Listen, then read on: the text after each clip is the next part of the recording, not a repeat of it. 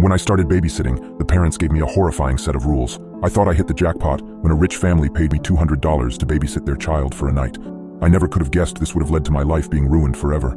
The children were extremely well behaved and everything went smoothly the first night. The young couple must have thought that I had done a good job because word spread quickly around the rich neighborhood that I was a great babysitter choice. This was perfect for me. Most of the families around here pay way better than where I live since they all come from a long line of wealthy families. But I was always suspicious about some of the families.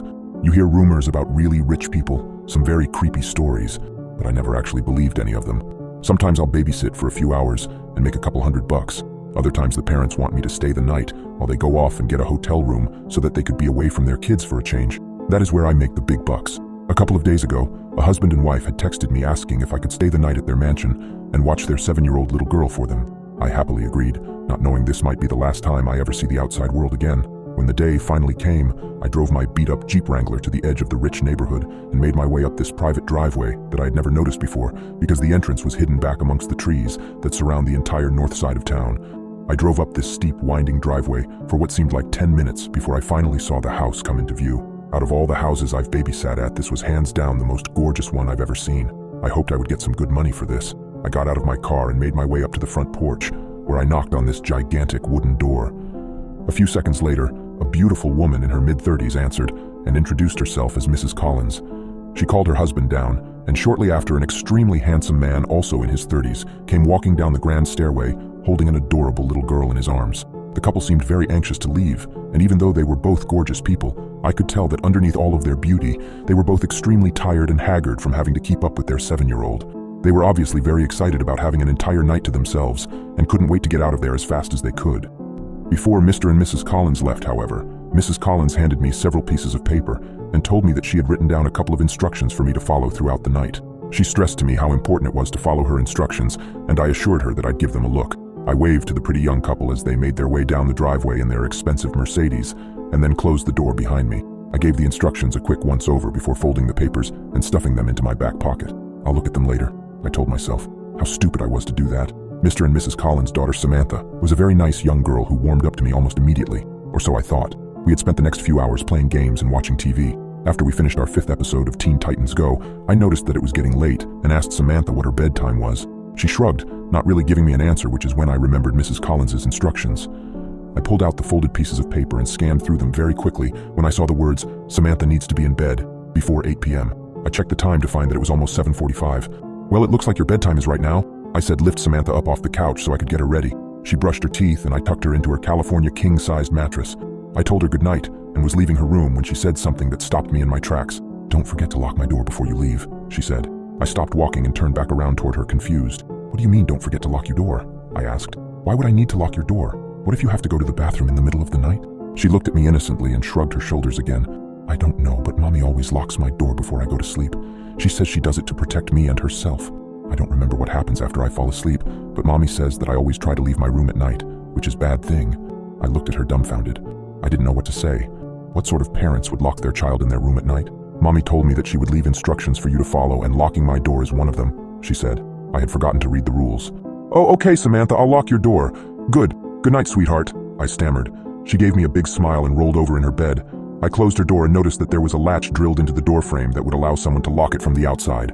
I closed the latch and then walked back downstairs so I could read the rest of Mrs. Collins' instructions.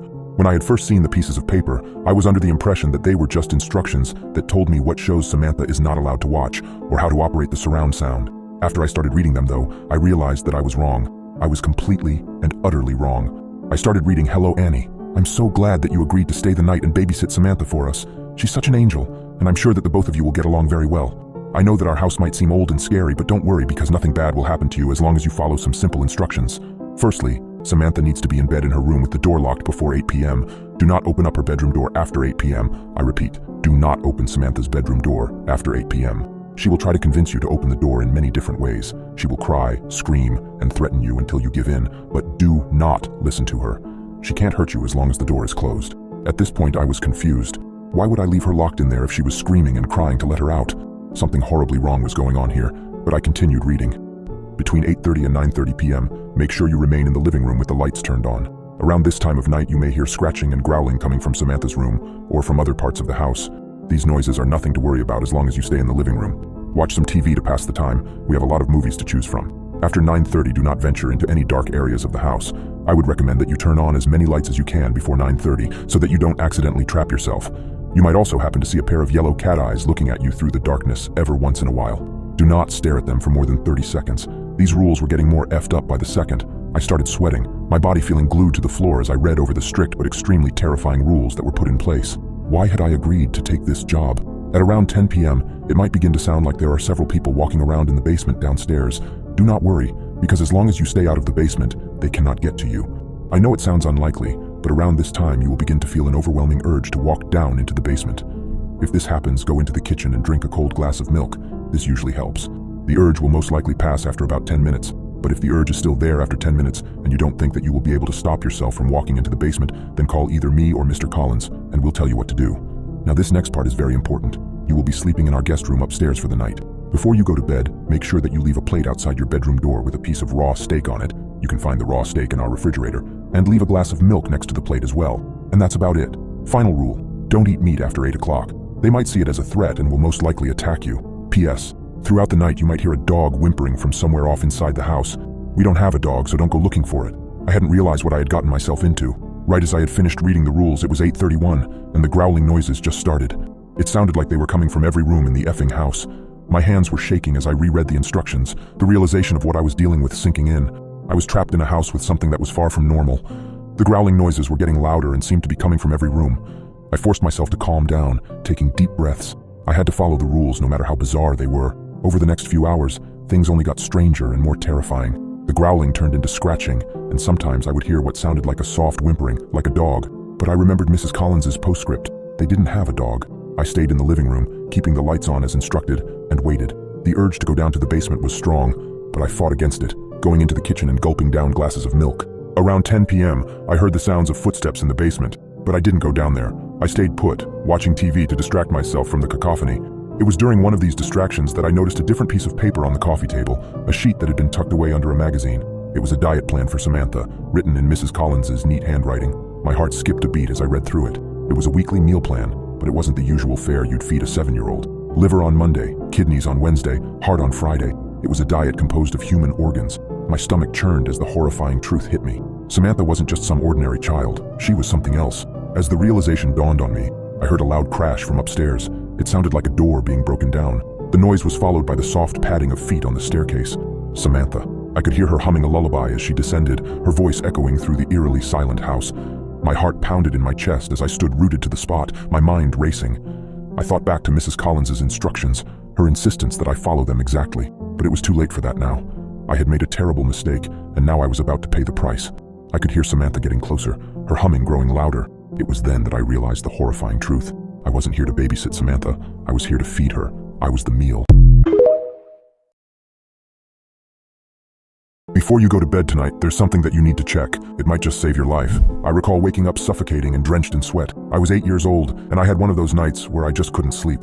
The room was scorching hot, and I'd spent the whole day inside eating popsicles and watching TV. There was this weird buzzing in my ears, and my whole body felt twitchy, like it was punishing me for spending the day on the couch. Worst of all was my pillow. It had never been this lumpy before. The case had gotten sweaty right away, and then it was immediately wet again after I turned it over.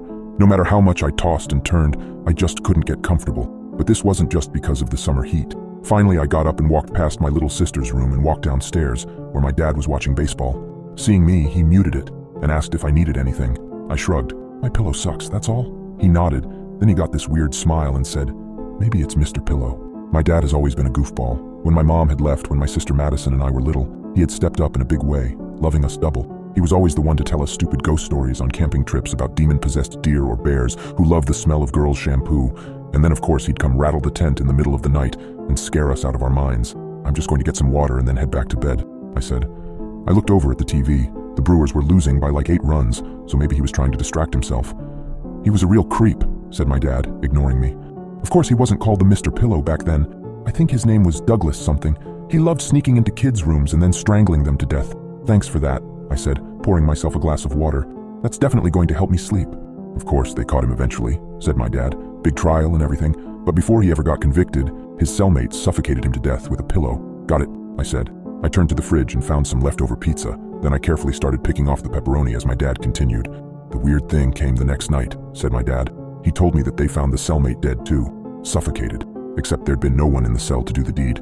Now I know what you're thinking. It was probably the guards, right? Maybe, but then other people started dying. Other prisoners who'd messed up Douglas, all suffocated in their beds. That's when they started calling him Mr. Pillow. Ooh, I scoffed. So spooky. I wasn't believing this for a second. And then kids in the neighborhood near the prison started dying too. He said the moms would come in and find them dead in their beds. The only thing linking the deaths was that some of the kids had mentioned being uncomfortable in their beds the night before, asking if their parents had switched out the pillows. It can happen to anyone. My dad's face was blank. He wasn't blinking. Dad, I said, this is the dumbest thing ever. Just stop. And then in the morning they'd find the kids' old pillows stashed away somewhere, and on the bed there'd be no pillow at all, like it had just disappeared. I didn't even acknowledge that last part. I just hit the bathroom and walked up to bed. Soon enough, I heard the sounds of the baseball game come back on the TV as my dad unmuted it. Then, as I approached my room, I heard footsteps and the creak of a window. I walked inside and looked at my bed. I was missing both of my pillows. The window was open a crack, and I ran over to it. It was dark and rainy outside, and I didn't see anyone out there. Finally, I closed the window, making sure it was locked tight. Dad, I called out. This isn't funny. No response. My heart was beating about 1,000 beats a minute. I walked over to my closet and opened it. Inside, I saw my usual pillow sitting on the floor. I screamed and ran downstairs as fast as I could. Dad! I shouted. There was no one sitting on the couch. The TV was still on, but it wasn't showing the baseball game. It was showing an advertisement.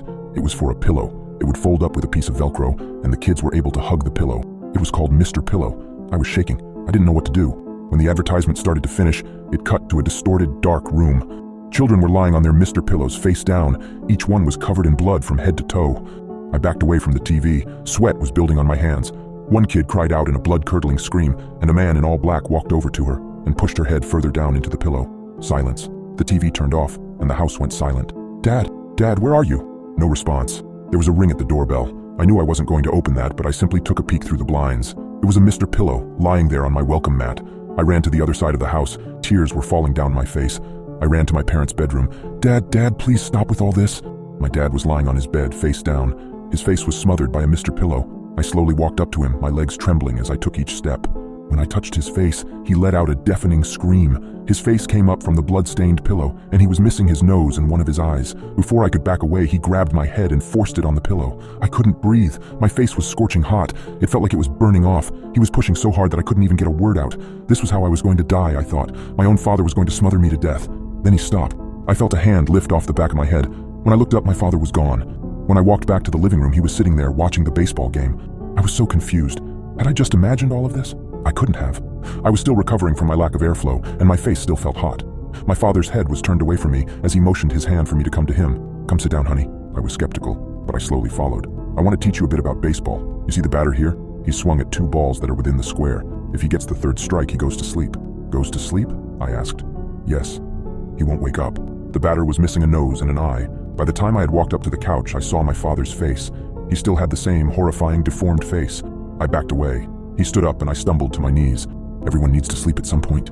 You can't stay awake forever. I managed to bring myself to my feet just before he lunged at me. I dove under his legs, and he fell into the wall behind me. I ran up the stairs as I heard his screaming from behind me. Go to sleep! Get to bed! Now! I made my way to my little sister's room, who was supposed to be sleeping soundly at this point. After all the noises in the house, I wouldn't be surprised if she was awake. Once I got in the room, I locked the door behind me. There wasn't any banging, just a silent knock. My father whispered through the door, "Sweet dreams." I couldn't make out anything in my sister's dark room, but I could hear her soft, muffled breathing. She was still asleep. Madison. I followed the direction of the breathing. I made my way to her bed. The breathing sounded muffled. It was sporadic and there was no smooth rhythm to it. I reached my hand out and felt her face. She let out an ear-splitting scream, and her entire body jolted awake. She dug her fingernails into my head and pushed it to the pillow. It was a force that was impossible for a 4-year-old girl. She buried my face in the pillow. It was the same as what my father did to me. I couldn't breathe. I couldn't speak. The sharp nails of my sister kept digging into the back of my head.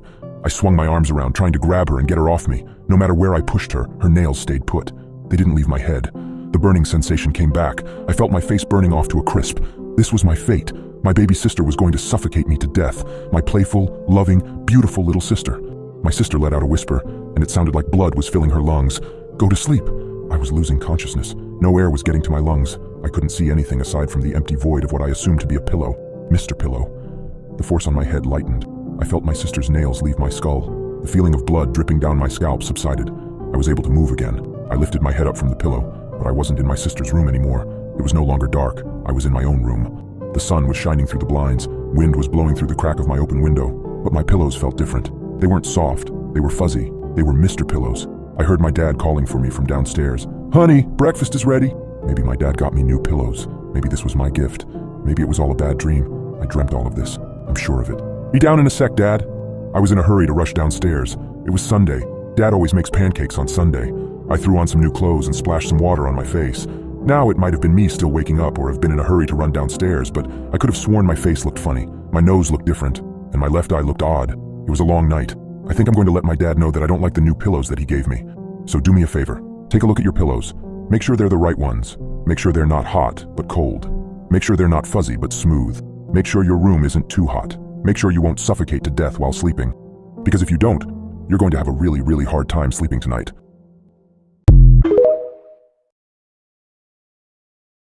I found my childhood diary. It has entries I never wrote. I lost my diary 2 years ago, but this one has entries from yesterday. I've been packing boxes for the past few days, moving out of my parents' place and into my own. Admittedly, there wasn't a ton to do.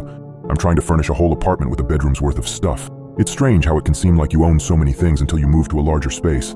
Suddenly, all of the things that spent years next to each other have a whole new open area to be spread across. There was one box that was nearly forgotten because it wasn't a newly packed box. It was a box packed by my parents years ago. The one almost everyone has and has to make a decision at some point about whether to keep it. The box of your childhood things. If my dad hadn't remembered, it would have sat up in the attic for another few years. I wonder what we would have thought as kids, peering into the future, knowing that all our favorite things end up collecting dust, and only ever thought about when you move house. I took the box to my new apartment and began sorting through it. I decided to get it out of the way first, as it was the only box where I wasn't sure of the contents. I didn't know how much I'd be keeping, throwing away or donating. Putting everything into 3 piles was difficult and emotional, but I was able to make a decision for most things. To say it opened a gateway back into my childhood would be wrong, as it didn't. A gateway would imply I could walk through and live it again. What it provided was a window, one which I could only look through and never open. But what a beautiful, crystal clear window it provided. Sorting through that box was one of the happiest moments of the past few years, at least until I got to the end. The final item in the box was a diary, my diary. It was pink and shiny, cliché, but all the TV shows had this sort of thing in, so it's what I wanted as a kid. I never stuck to many things in my childhood, and this was no different. I used it for about half a year, and even then I missed about half the days. So even after 6 months, it would have only had about 100 entries. I sat there and read every single one, each dated about 10 years ago, and each one making me happier. But the smile dropped from my face when the dates crossed a threshold of impossibility. 2 years ago. Dear diary, I totally forgot about this. My dad got a new job recently and had to store some of his old work stuff in the attic. I helped and found this whilst up there. Reading through the old entries was enchanting, to say the least. Maybe I'll come back sometimes and write more. Alicia. My handwriting, my name, but I hadn't been up here 2 years ago. My dad didn't get a new job 2 years ago. It didn't make sense. I wasn't exactly scared at that point. I didn't know what to think. I was just confused, and so I read on. 1 year ago. Dear diary, this again. Although I don't remember writing that last year. How strange. It was still cool to read through all of this, though. I've just moved out and found this in a box of old stuff. Good job my dad reminded me about it. I'm hoping that living alone isn't as scary as it seems. I suppose only time will tell. Future me, you got this. Alicia. How could this be dated a year ago? This all happened, but it happened the same day I had read it, and I certainly never wrote it. 6 months ago. I'm not doing this diary BS. What the hell is this? I've never had a diary in my entire life. How does this thing know everything that has happened to me as a kid? At this point, I started to freak out. This entry wasn't like the others. It wasn't just confusing for me, but clearly whoever wrote it was also confused and concerned. Except, they still seem to think they're me. The next one changed that. 4 months ago. How odd. This entire journal perfectly describes my life up until a couple of years ago. I'm moving out in a few months. I haven't already moved out. But all of the entries as a child perfectly mimic my life, except for one crucial detail. My name is Rebecca. How on earth could this be? The next one was the worst. 2 months ago. Dear diary, someone just broke in. I'm hiding in the attic, and I found my childhood diary. I've called the police, but I'm scared. I just need to take my mind away from this. The police wanted me to stay on the phone, but I was afraid of making noise. I can hear them downstairs. I hope I get to read this again soon. Writing this makes me feel like I'm going to be okay. It turns this into a memory, and not a final day. I wish I had time to read the past entries, but I don't. I promise I will soon. I just hope that I manage to. The entry ended there. It's covered in dry blood. At this point, I was physically shaking, but I felt like I had the duty to continue this, and so I did. I took out a pen and wrote, Dear diary, I don't know what this thing is. Will I remember writing this? What kind of power this book has is beyond me, but whatever is going on, I don't like it. I died. I moved out a year ago. My dad got a new job 2 years ago. My name is Rebecca. None of it makes any sense. My pen ran out of ink, so I went looking for another one. I intended to finish the entry, but when I returned, the journal was gone. I got hired at a hotel. On my first day, they gave me a horrifying set of rules. When I first saw the job in a newspaper snippet, I thought it would be life-changing. $300 per hour? Really, what could go wrong? I never could have guessed the horrifying truth about this hotel. When I started the night shift at the Evergreen Hotel, I found a piece of paper waiting for me. Written across the top in Sharpie were the words, "Rules for Employment." "What's this?" I asked Amelia, who was packing up her things. "Just the rules," she said, in an almost suspicious way. "Oh, like don't steal towels and stuff?" She grimaced. "Yeah, just stuff like that," she said nervously, pulling the bag over her shoulder. "Something like that." "See you in the morning," I said with a wave. She grimaced again. "Yeah, of course." Then she muttered under her breath something that weirdly sounded like, "If you're still here." I looked up at her. She walked out the automatic doors and into the parking lot. She had a bit of a jog to her step. "If I'm still here? Of course I'll still be here. My shift doesn't end until 7 a.m. What kind of slacker does she think I am?" Shaking my head, I picked up the list of rules and began to read. If only I'd known what I was getting myself into. I turned to the first page of rules. "You are allowed one free item from the snack bar per shift. Any further items will be charged out of your wages. Do not use the elevator between 3 a.m. and 5 a.m. You may see a tall man with a red suitcase standing in the lobby on occasion. Do not make eye contact with him. Just check him into room 231 and send him on his way."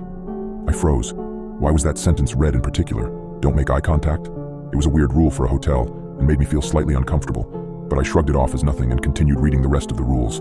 "If you hear someone crying for help in the pool area after midnight, return to your office and lock the door. Do not leave until sunrise. Do not enter room 404 under any circumstances. If any guests complain that the tap water is black, tar-like, or sticky, call the hotel owner immediately. You must ID every member of the cleaning crew in the morning. If anyone does not come up in the roster, do not let them in." What the hell were these rules? I began to feel like Amelia was playing a prank on me. I continued, "We do not keep any Bibles in guests' rooms. If a guest asks to use a Bible, we keep one in the back office that they can read in the lobby. Occasionally, the computer may show vacancies on the 6th floor. Do not book anyone in these rooms. The Evergreen Hotel only has 5 floors. Do not eat the cookies. They are for guests only." When I interviewed to work at the Evergreen Hotel, they'd seemed like such a mature, stable bunch. Not the type to plan out an elaborate hazing of the new employees, because that's clearly what this was. Amelia, or whoever printed this up, had decided to scare the crap out of new hires. What a cliche. Haunted hotel. I gave a small chuckle, completely oblivious to the horrifying situation I'd gotten myself into. At least now her muttered comment made sense. "If you're still here." How many new hires had they scared off before finding me? Luckily for them, I was a horror movie buff and ex-military.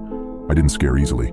Just in case this prank got out of control though, I saved the hotel owner's number to my cell phone, cursing my dyslexia a few times before I got it right.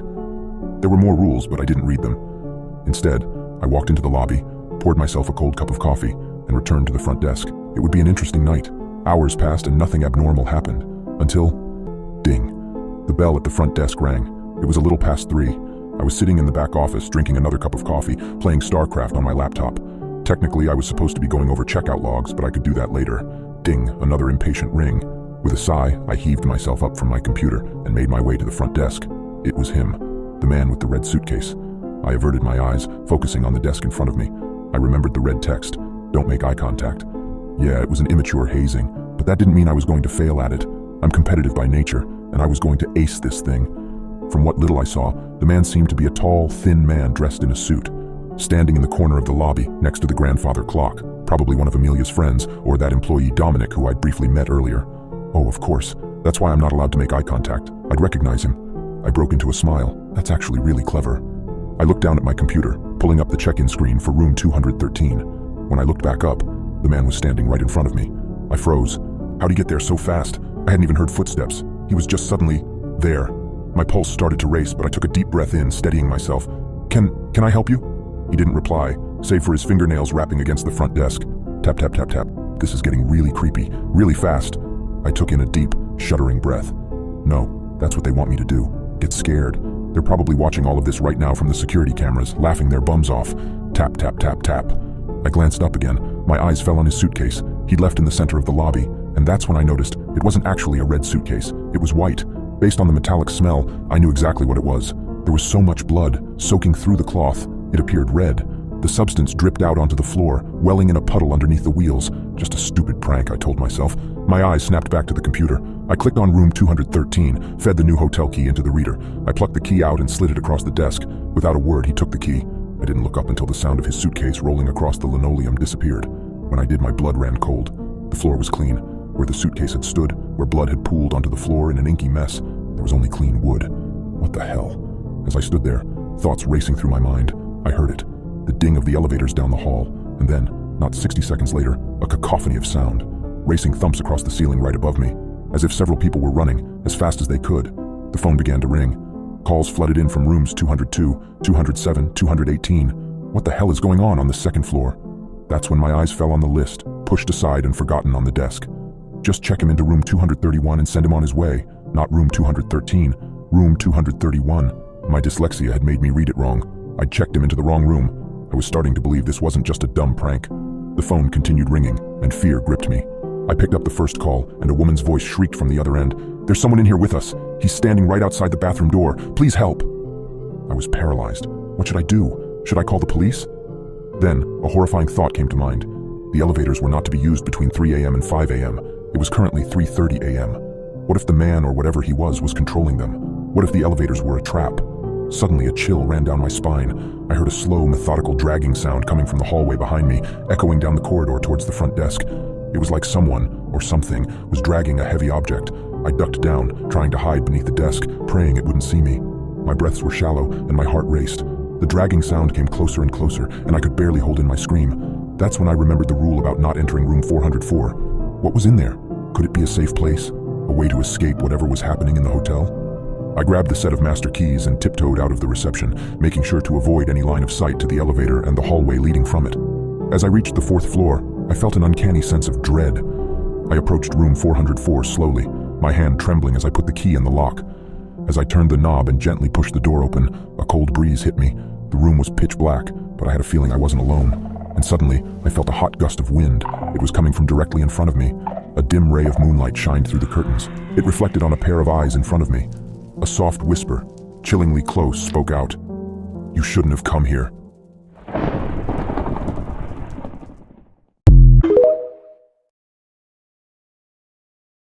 I've been a deep-sea diver for 12 years. After what I discovered, I'm quitting my job for good. I've seen a lot of upsetting and even unexplainable things in my time, but nothing compares to what I found in my last dive. I don't think I'll ever go near the ocean again. I've considered quitting many times in my career. Most people quit after their first recovery. Being a search and rescue diver, we are trained to find and save people before they drown. Sometimes we save them, sometimes we're just too late, but sometimes what we find is so much worse. I got the call around 11 a.m. A father had taken his 10-year-old son fly fishing. At one point, the father managed to stab a hook all the way through his finger. He went back up to his truck to get a first aid kit. The boy was gone when he returned a few minutes later. When I first heard the story, I hung my head in silence for a moment. It had been raining heavily for almost a month now, and the waters were running faster than ever. To make things worse, it was unusually cold for the season. A number of people had gone missing in recent weeks. Many of them had yet to be found. I had little hope of finding the boy alive. Me and a couple of other divers were at the site where the boy went missing within an hour, and a larger search and rescue team located a few towns over was headed our way. We talked with the father and even searched the forest for a bit, hoping that he had just wandered off, but eventually we realized that we would have to begin searching in the river. It wasn't a new feat for us to have to dive in somewhere other than the ocean. People frequently go missing in waterways that connect to the ocean. The moment I got in the water, I knew the boy was gone. The current was worse than it had ever been, and even I had difficulty navigating the icy river. We looked for hours in the surrounding areas and even expanded our search once the larger team had arrived. The boy was nowhere to be found. I was surprised. I hadn't expected to find him alive, but I had at least anticipated finding a body. However, there was no trace of him. The sun got low and the air grew colder. We were considering calling it off as nightfall approached and resuming the search the next day when I discovered something. There's a lot of creek beds around the river. Many of them have dried up as a result of encroaching vegetation or man-made efforts to divert the water. We usually don't pay any attention to them. However, with all of the recent rain, I noticed that one of the larger creek beds had begun flowing again. A surprising amount of water crashed through it, easily enough to carry a young boy. The creek ran directly across a bend in the river, connecting it at 2 points. I followed it and realized that the boy could be located outside of our initial search area. As I approached where the creek reconnected with the main river, I felt a sinking feeling in my gut. There's a place in the river where not even search and rescue divers are supposed to go. It's known as Badwater. This area lies on one half of the river and runs for about 100 yards. It's near a densely vegetated area, so we don't often have to worry about people swimming there. But a lot of disappearances occur in the surrounding waters. Despite that, I've been warned not to dive there since I began doing search and rescue. Supposedly the undercurrent is so strong that even the most experienced swimmer would be swept away in an instant. Don't go near Badwater. It was a mantra of the older divers. The creek ended exactly in the center of the Badwater region. As I reached it, I stopped and chewed my lip thoughtfully. If I went back and reported this to the other divers, they would tell me to let it go. They wouldn't let me dive there. But deep down, I felt like the boy's body must be tangled up in some weeds nearby.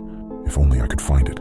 I hated the idea of that kid being stuck down there, slowly bloating and rotting away while his parents sat at home wondering where their boy had gone. Badwater didn't seem to be that bad.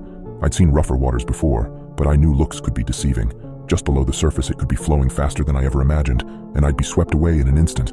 Besides, I wasn't supposed to dive alone. I almost turned back, but something made me stay. I stared into the river for a moment, thinking about the boy. Then I put on my gear and dropped into the icy waters. The first thing I noticed was that the current actually seemed pretty weak. As a matter of fact, it was weaker than the rest of the river. The water was extremely deep there, and I could see only blackness below as I dove. I kicked deeper and deeper, thinking that the current might pick up lower down, but the opposite seemed to be true. The water was almost completely still. I went even deeper, until finally green shapes began to materialize in front of me. I thought I'd finally reached a bed of weeds, but as I kicked lower, the truth came into full view. I felt vomit come up at the sight, an odd and dangerous sensation when you're wearing a scuba mask. Countless arms stuck up from the ground below. I thought I had come upon a trove of bodies, but the disgusting reality became even more apparent only a moment later. The arms grew directly into the ground. They even had roots that spread out from the base. It was as if someone had cut off hundreds of arms at the shoulder and planted them there. They were green, and I watched as they clutched at the water around them. They varied in size and seemingly age. Grotesque baby hands sprouted near the bottom, and they opened and closed their fists hungrily. It was then that I saw the boy. His eyes stared sightlessly ahead as those grotesque arms pulled his dead body downward. It seemed they had just gotten a hold of him. The arms yanked at him, burying him in the surrounding sediment.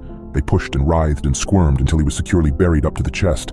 I stared in mesmerized horror. That was when the other bodies came into focus.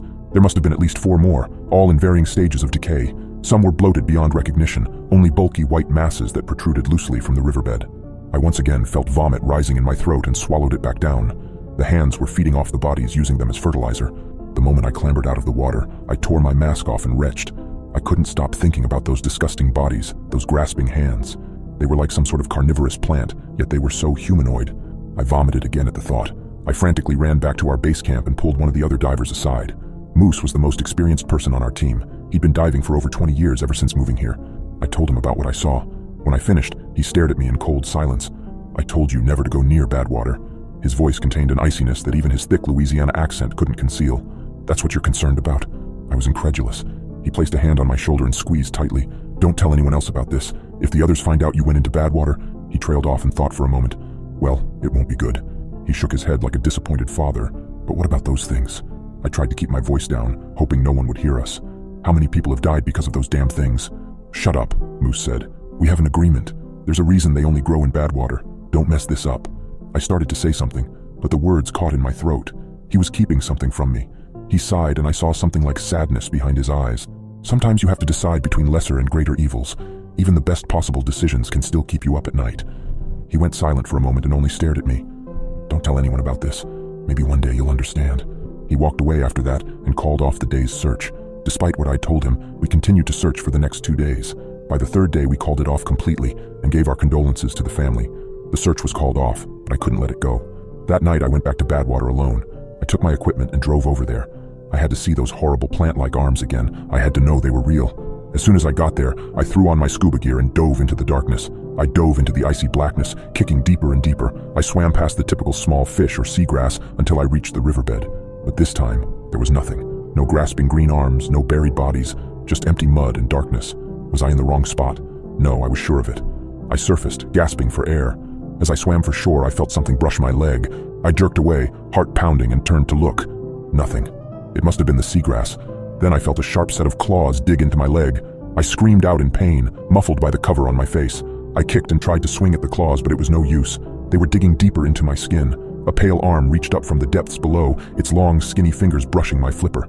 I felt another set snatch onto my forearm. It was taking my arm. I screamed and swam faster, and the claws fell out of my skin. I finally stumbling onto the shore. There were rips in my wetsuit. Blood was seeping from my skin. What the hell was that? I turned back to the water, shaking. The river was calm and still, no sign of the nightmarish arm. Had I imagined it? Was I losing my mind? Just as I stood to leave, I heard Moose's voice behind me, cold as ice.